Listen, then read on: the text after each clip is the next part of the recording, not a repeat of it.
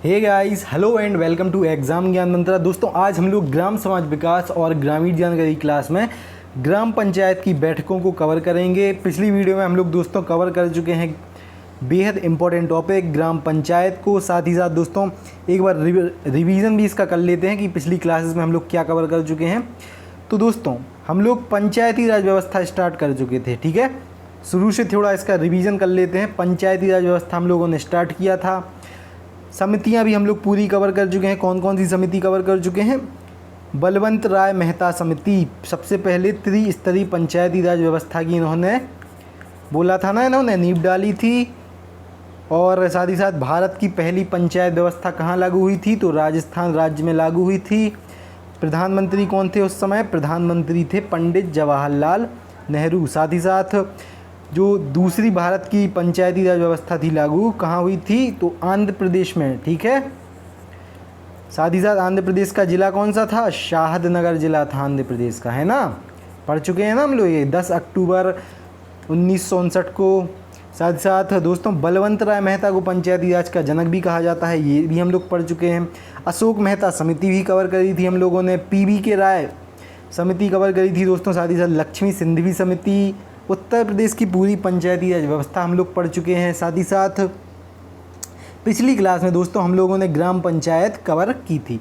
तो दोस्तों आज हम लोग कवर करेंगे अच्छे से पूरा ग्राम सभा ग्राम पंचायत की बैठकों को, सारा कुछ कवर करेंगे आज लोग, ठीक है। कल दोस्तों क्लास नहीं हो पाई थी, तो ये क्लास जो कल का पार्ट था वो भी इसमें हम लोग कवर कर लेंगे, ठीक है। ये क्लास थोड़ी लंबी हो सकती है, तो आप एंड तक ज़रूर बने रहिएगा। साथ ही साथ दोस्तों अगर आपने अभी तक चैनल को सब्सक्राइब नहीं किया है तो नीचे दोस्तों सब्सक्राइब बटन दिया होगा, जल्दी से जाएं, सब्सक्राइब बटन पर क्लिक करें और नोटिफिकेशन को दोस्तों ऑल पे सेट ज़रूर कर लें। जितने भी इंपॉर्टेंट जिससे नोटिफिकेशंस होंगे आपके पास सबसे पहले पहुंच जाएंगे, ठीक है। लेखपाल एग्ज़ाम की दोस्तों बेहद शानदार तैयारी हम लोग कर रहे हैं, बेसिक से बिल्कुल, ठीक है। साथ ही साथ दोस्तों कल से लाइव क्लासें भी आपकी स्टार्ट हो जाएंगी। आज हम लोग आए भी थे लाइव दिन में, ठीक है।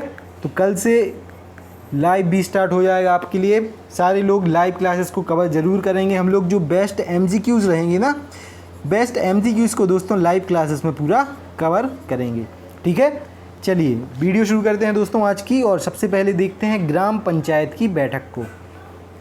तो दोस्तों कार्य संपादन हेतु ग्राम पंचायत की बैठक सामान्यतः प्रत्येक मास में कम से कम एक बार होगी, ठीक है। तो ये पॉइंट इसका मतलब क्या है, यानी कि ग्राम पंचायत की बैठक प्रत्येक महीने में, ठीक है, एक महीने में कम से कम एक बार जरूर होती है, ठीक है।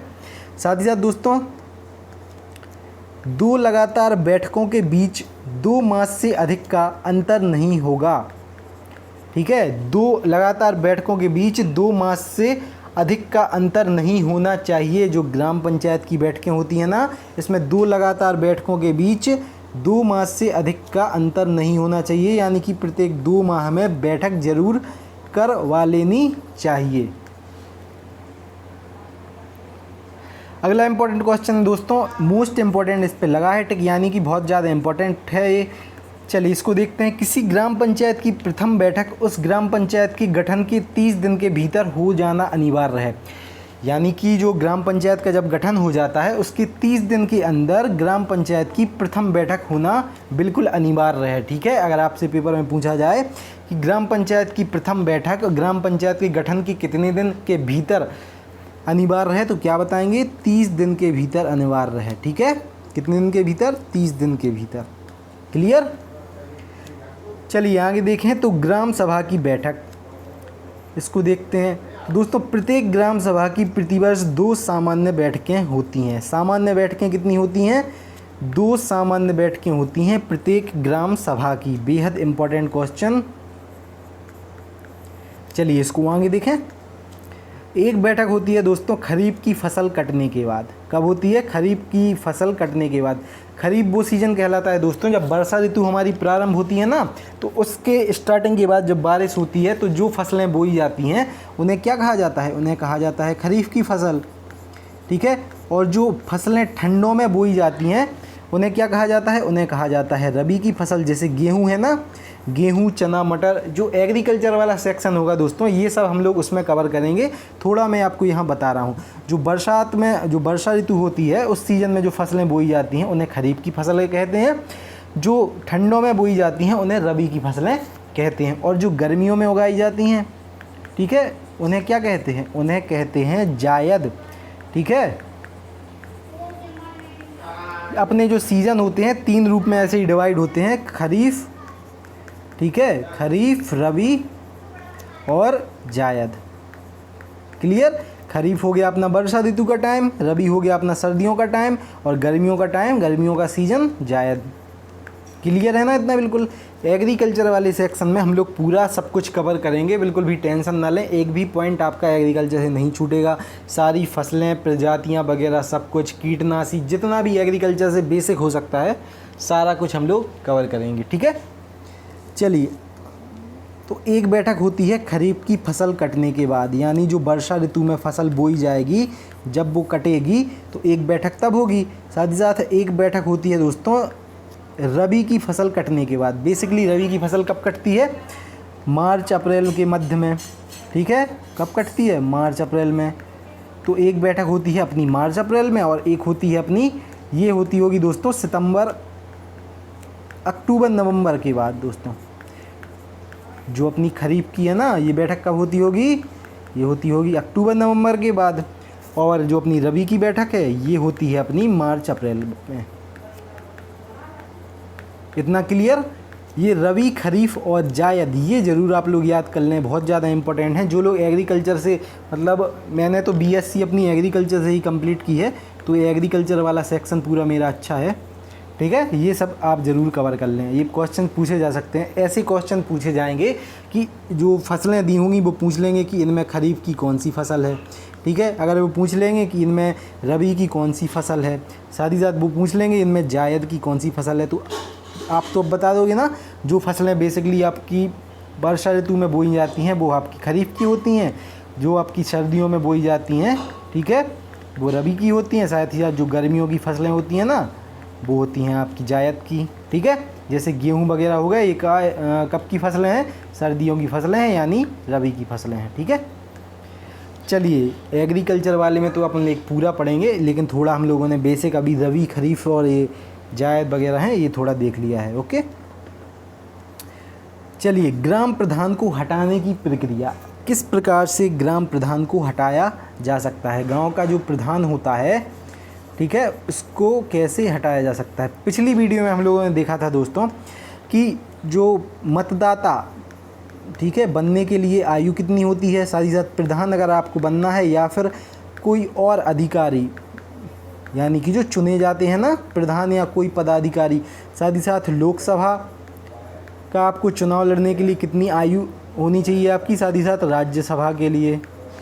तो सभी लोग कमेंट बॉक्स में इन 4 क्वेश्चंस के आंसर देंगे कि मतदाता बनने के लिए, प्रधान बनने के लिए, लोकसभा के लिए और राज्यसभा के लिए आपकी आयु कितनी मिनिमम होनी चाहिए। ठीक है, सब लोग ज़रूर उत्तर देंगे। चलिए अभी देखते हैं। प्रधान को हटाने हेतु ग्राम पंचायत द्वारा एक विशेष बैठक बुलाई जाती है। क्या बुलाया जाता है? विशेष बैठक बुलाई जाती है दोस्तों प्रधान को हटाने के लिए ग्राम पंचायत में, जिसकी 15 दिन पहले सूचना देना अनिवार्य होता है। अगर मान लीजिए आज 15 तारीख, 16 तारीख है, आज बैठक होना है, ठीक है, तो कब इसकी सूचना देनी चाहिए? 1 तारीख को इसकी सूचना पूरे गांव को मिल जाना चाहिए कि ग्राम प्रधान को हटाने के लिए बैठक की जा रही है। क्लियर? साथ ही साथ दोस्तों इस बैठक में ग्राम सभा के उपस्थित और मतदान करने वाले सदस्यों के 2/3, ठीक है, बहुमत द्वारा प्रधान को हटाया जा सकता है। यानी कि बैठक में अगर 300 लोग उपस्थित हुए हैं, ठीक है, ग्राम सभा की, यानी कि जो गांव के लोग होंगे ना जो वोट डालते हैं, उन्हीं से तो ग्राम सभा बनती है। तो जो वोटर्स हैं वहाँ के 2/3 बहुमत द्वारा प्रधान को हटाया जा सकता है। मान लीजिए अगर 300 लोग सभा में आए हैं, ठीक है, तो 300 में से 300 के 2/3 कितने हो गए? 200 लोग हो गए। तो अगर 200 लोग प्रधान के खिलाफ वोटिंग करेंगे तभी प्रधान को हटाया जा सकता है। क्लियर? चलिए आगे देखते हैं इसका पॉइंट। एक और पॉइंट होगा इम्पोर्टेंट, एक और इम्पोर्टेंट पॉइंट दोस्तों, बेहद इम्पोर्टेंट पॉइंट। ग्राम प्रधान को हटाने के लिए बुलाई गई विशेष बैठक के लिए गणपूर्ति का होना आवश्यक है। यानी कि चलिए इसको आगे देखते हैं, फिर समझ जाएंगे आप लोग। जो उस ग्राम सभा के 1/3 सदस्यों से कम नहीं होगी। यानी कि ग्राम सभा में अगर मान लीजिए 900 लोग पूरे हैं, पूरी ग्राम सभा में कितने लोग हैं, अगर दोस्तों एक ग्राम सभा में मान लीजिए 900 लोग हैं, तो उस बैठक में कम से कम 1/3 लोग उपस्थित ज़रूर होना चाहिए। ठीक है, तो 900 का 1/3 300 लोग हो गया। तो उस ग्राम सभा की यानी गांव की जो सभा है उसकी 1/3 सदस्य ज़रूर उस बैठक में उपस्थित होना चाहिए। जो बैठक बुलाई गई है ना प्रधान को हटाने के लिए, उस बैठक में। साथ ही साथ जो अब 300 लोग उपस्थित हैं, इनमें से 2/3 लोग प्रधान के खिलाफ वोटिंग भी करें।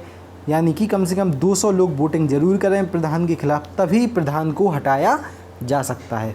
बिल्कुल क्लियर है ना। चलिए आगे का एक और पॉइंट देखें।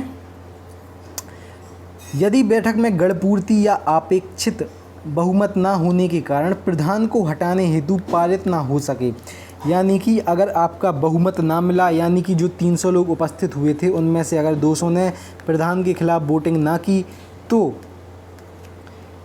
बहुमत पारित ना हो सके, तो उसी प्रधान को हटाने के लिए दूसरा इस तरह का प्रस्ताव उस बैठक के 1 वर्ष बाद नहीं, 1 वर्ष बाद तक नहीं लाया जा सकता है। यानी कि प्रस्ताव लाया गया था मान लीजिए 1 जनवरी 2019 को, और ये प्रस्ताव पारित नहीं हो पाया, तो अगला ऐसा प्रस्ताव कब तक नहीं लाया जा सकता है, अगला ऐसा प्रस्ताव आपका 1 जनवरी 2020 तक नहीं लाया जा सकता है। ठीक है, इसके बाद ही प्रधान को हटाने के लिए अगला प्रस्ताव लाया जा सकता है। ओके, चलिए अगला देखें। संविधान की 11वीं अनुसूची में उपस्थित 29 विषयों में से 16 विषयों को उत्तर प्रदेश में पंचायतों को हस्तांतरित किया गया है। अगर आपसे पूछा जाए कि संविधान की 11वीं अनुसूची में उपस्थित 29 विषयों में से कितने विषयों को उत्तर प्रदेश में पंचायतों को हस्तांतरित किया गया है, तो आप बताएंगे कि भैया 16 विषयों को पंचायतों को हस्तांतरित किया गया है। क्लियर है ना। बेहद इंपॉर्टेंट क्वेश्चन है, कई बार पूछ लिया जाता है। तो संविधान की 11वीं अनुसूची में उपस्थित 29 विषयों में से कितने विषयों को, 16 विषयों को उत्तर प्रदेश में पंचायतों को हस्तांतरित किया गया है। क्लियर। कोई भी अगर जो प्रधान वाला ये था ना, इसको अगर समझने में कोई भी आपको प्रॉब्लम आए थोड़ी भी, कमेंट बॉक्स में ज़रूर बता देना आप। अगली क्लास जो होगी हम लोग उसमें भी इसके बारे में थोड़ा डिस्कस कर लेंगे। तो बिल्कुल चिंता ना करें कि ये समझ में नहीं आया, कमेंट बॉक्स में आप सभी बता दीजिएगा अगर कुछ भी समझ में ना आता हो, जो भी पॉइंट। ओके, अगली क्लास में भी हम लोग थोड़ा उसको अच्छे से डिस्कस कर लेंगे, क्योंकि ये थोड़ा टफ है। चलिए अब देखते हैं दोस्तों क्षेत्र पंचायत क्या होती है। ठीक है, त्रिस्तरीय पंचायती राज व्यवस्था है ना, ग्राम पंचायत गांव के स्तर पर, और क्षेत्र पंचायत अपनी ब्लॉक स्तर पर होती है, जो साथ ही साथ अपनी जिला पंचायत जिला स्तर पर होती है जो। ठीक है, तो क्षेत्र पंचायत और जिला पंचायत को भी देखते हैं कि क्या है ये। तो दोस्तों क्षेत्र पंचायत का सचिव खंड विकास अधिकारी, जो BDO होता है ना, ब्लॉक डेवलपमेंट ऑफिसर, तो ब्लॉक डेवलपमेंट ऑफिसर होता है दोस्तों क्षेत्र पंचायत का सचिव। कौन होता है, सचिव होता है दोस्तों क्षेत्र पंचायत का ब्लॉक डेवलपमेंट ऑफिसर। गांव का सेक्रेटरी यानी सचिव कौन होता है, VDO विलेज डेवलपमेंट ऑफिसर, और क्षेत्र का कौन होता है, ब्लॉक डेवलपमेंट ऑफिसर। ओके, तो क्षेत्र पंचायत का सचिव दोस्तों होता है खंड विकास अधिकारी यानी कि BDO यानी कि ब्लॉक डेवलपमेंट ऑफिसर। इसके सदस्यों का चुनाव होता है दोस्तों प्रत्यक्ष रूप से मतदाताओं द्वारा। जो उस ब्लॉक के मतदाता होते हैं ना, वो ही प्रत्यक्ष रूप से क्षेत्र पंचायत के अध्यक्ष का चुनाव करते हैं। क्लियर है ना। क्षेत्र पंचायत के अध्यक्षों का चुनाव कौन करता है, उसी ब्लॉक के सदस्य, मतलब जो उसी ब्लॉक के मतदाता होते हैं ना, वो करते हैं। चलिए अब देखते हैं दोस्तों जिला पंचायत क्या होती है। चलिए जिला पंचायत देखें तो जिला पंचायत का सचिव दोस्तों जिले का मुख्य विकास अधिकारी यानी कि पंचायती राज अधिकारी होता है। कौन होता है? मुख्य विकास अधिकारी। हम लोगों ने ढांचा पढ़ा था ना पंचायती राज का उत्तर प्रदेश में, उसमें देखा था, अभी थोड़ा उसको एक बार फिर से रिवाइज करेंगे। ओके, तो दोस्तों जिला पंचायत का सचिव होता है जिले का मुख्य विकास अधिकारी, यानी कि पंचायती राज अधिकारी। ठीक है, और इसके अंतर्गत आती हैं दोस्तों 6 समितियां आती हैं। कौन कौन सी समिति आती है? स्वास्थ्य समिति, प्रशासनिक, नियोजन व विकास, शिक्षा समिति, जल समिति और निर्माण समिति। क्लियर है ना? अगर आपसे पूछा जाए कि जिला पंचायत का सचिव कौन होता है, तो दोस्तों जिले का मुख्य विकास अधिकारी होता है। ठीक है, या फिर पंचायती राज अधिकारी भी उसको कहा जाता है। ठीक है, अब थोड़ा ढांचा देखते हैं जिला पंचायत का एक बार फिर से। तो दोस्तों पिछली वीडियो में ही हम लोगों ने कवर किया था पंचायती राज ढांचा उत्तर प्रदेश का। ठीक है, एक बार इसको फिर से देखते हैं। तो राज्य स्तर पर कौन होता है? विकास आयुक्त होता है। ठीक है, कौन होता है? विकास आयुक्त होता है राज्य स्तर पर। साथ ही साथ दोस्तों मंडल स्तर पर कौन होता है? मंडल स्तर पर कौन होता है? संयुक्त विकास अधिकारी।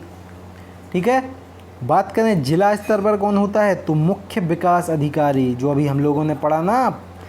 ठीक है, मुख्य विकास अधिकारी होता है, इसी को आपको पंचायती राज अधिकारी भी कहा जाता है। साथ ही साथ दोस्तों इसके अंतर्गत आते हैं परियोजना निदेशक, जिला विकास अधिकारी और उपायुक्त मनरेगा। ब्लॉक स्तर पर आते हैं दोस्तों खंड विकास अधिकारी। कौन आता है ब्लॉक स्तर पर? खंड विकास अधिकारी। और ग्राम स्तर पर आता है ग्राम प्रधान और पंचायत सचिव। क्लियर? बिल्कुल। चलिए, हो गया ये हमारा टॉपिक।